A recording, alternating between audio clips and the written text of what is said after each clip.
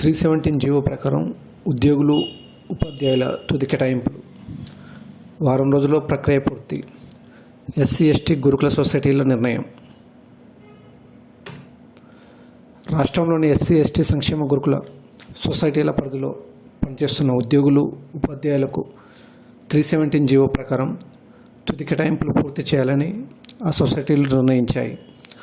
గతంలోని కేటాయింపులపై ఎస్ఎంఎస్లు పంపించిన సొసైటీలు తాజాగా బదిలీ ఉత్తర్వులు జారీ చేయనున్నాయి. వారం రోజుల్లో ఈ ప్రక్రియ పూర్తి చేయాలని లక్ష్యంగా పెట్టుకున్నాయి. ఎస్సీ ఎస్టీ గురుకుల సొసైటీల పరిధిలో ఉద్యోగుల సమస్యలు, బదిలీలు, పదోన్నతులపై ఉద్యోగ సంఘాల నేతలతో సొసైటీల కార్యదర్శి కె సీతాలక్ష్మి, అదనపు కార్యదర్శి హనుమంత్ నాయక్ గురువారం సమావేశమయ్యారు. సొసైటీలు గతంలోనే జీవో నెంబర్ 317 ప్రకారం ఉద్యోగుల కేటాయింపు పూర్తి చేశాయని, దీనిపై కొందరు అభ్యంతరం వ్యక్తం చేస్తూ న్యాయస్థానాన్ని ఆశ్రయించారని ఈ సందర్భంగా అధికారులు తెలిపారు.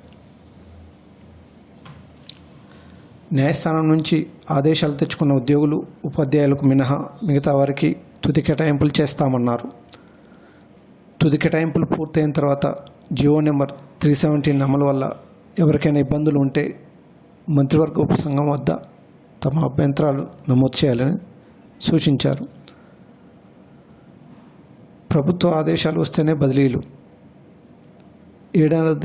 ఏడాదిన్నర క్రితమే జీవో నెంబర్ 317 ప్రకారం తుది కేటాయింపులు చేయాలని సొసైటీలు భావించినప్పటికీ విద్యా సంవత్సరం మధ్యలో దీన్ని చేపడితే ఇబ్బందులు వస్తాయని భావించి ప్రభుత్వం ముందడుగు వేయలేదు. గత విద్యా సంవత్సరంలోనే చేపట్టాలని అనుకున్నప్పటికీ గురుకులాల్లో కొత్త నియామకాలు పూర్తయ్యే వరకు నిలిపివేయాలని సొసైటీలు నిర్ణయించాయి. న్యాయస్థానం నుంచి ఆదేశాలు తెచ్చుకున్న ఉద్యోగులు ఉపాధ్యాయులకు మినహా మిగతా వారికి తుది కేటాయింపులు చేస్తామన్నారు. తాజాగా గురుకుల ఫలితాలు వెల్లడి కాగా కొత్త ఉపాధ్యాయులకు పోస్టింగ్ ఇవ్వాల్సి ఉంది.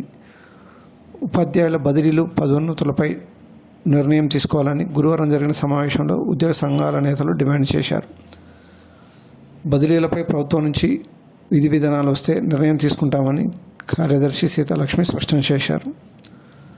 ఈ సమావేశంలో ఉద్యోగోపాధ్యాయ సంఘాల తరఫున కె యాదయ్య, బాలరాజు, దయాకర్, ప్రభుదాస్, వై బసవయ్య, మధుసూదన్ పాల్గొన్నారు.